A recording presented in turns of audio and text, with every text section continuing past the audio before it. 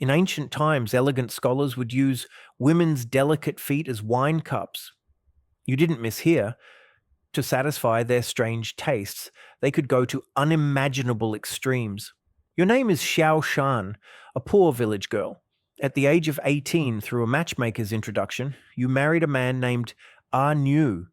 You believed that as long as you worked hard, making wine, raised your two children, and didn't starve, life would be enough. But that year, endless heavy rains ruined the crops. With no food left and the children crying from hunger, Anu reluctantly asked an acquaintance to find work for him. It was said that a place called Liuxiang House in the city was hiring servants. People from your village didn't know what kind of place it was, only that food and lodging were provided, and the pay was decent. You thought working there for a few years might help your family. Before leaving, you looked at Anu with reluctant eyes. When you entered Liuxiang House, you weren't given your own room. Each day you washed the clothes for the young ladies there. Though there was much work, it wasn't too tiring. In your free moments, you would quietly peek through the cracks of the doors, watching the lively main hall. You realized that the guests were all refined scholars. The young women were talented in poetry, music, and painting. Though it was a pleasure house, it was nothing like the vulgar places you once imagined. Sometimes you saw guests casually reward 10 taels of silver, spending money without hesitation. Looking at the clothes in your hands, you thought, perhaps you could be like those ladies someday. Then, an unexpected opportunity arrived. One day, the mistress of the house called you into her room. You knelt down. The mistress looked at your feet carefully and smiled. Xiao Shan, these feet are truly a gift from heaven. Your face is gentle and refined. You have the qualities of a graceful lady. You were stunned, not quite understanding what she meant.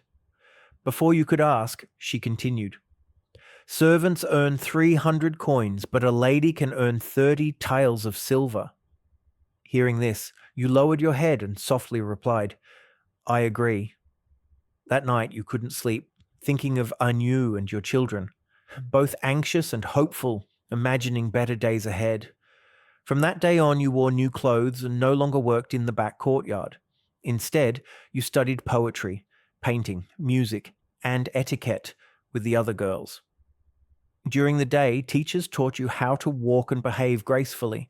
At night, you soaked your feet in warm, scented water to make them soft and beautiful. The training was long and painful, but you endured it in silence. Months passed and your posture, speech, and manners became elegant. The mistress was pleased. She said you were finally ready. That evening, you were seated in the upper hall among elegant scholars. You thought all you needed to do was pour wine, smile, and recite a few verses. The mistress announced, Tonight our new lady will serve wine for the first time. Your heart ached, but you knew your role. You poured wine with trembling hands as the guests praised your grace and composure. Laughter filled the room. Poetry echoed through the hall. You smiled, though your heart felt hollow.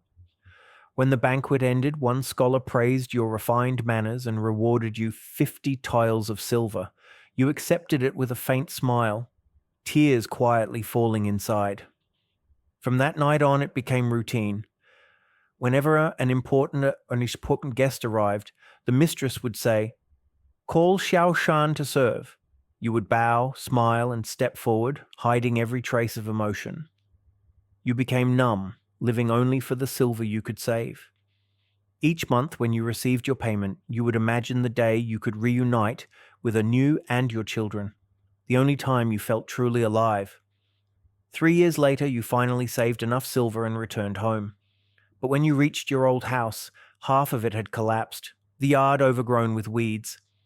Some said Anu had gone south for trade. Others whispered he had remarried and abandoned the children. Your heart froze. You opened the wooden door and found only silence and loss. All your years of sacrifice had brought nothing but emptiness. You buried what remained of your family and quietly returned to Liuxiang House. From then on, you never looked back.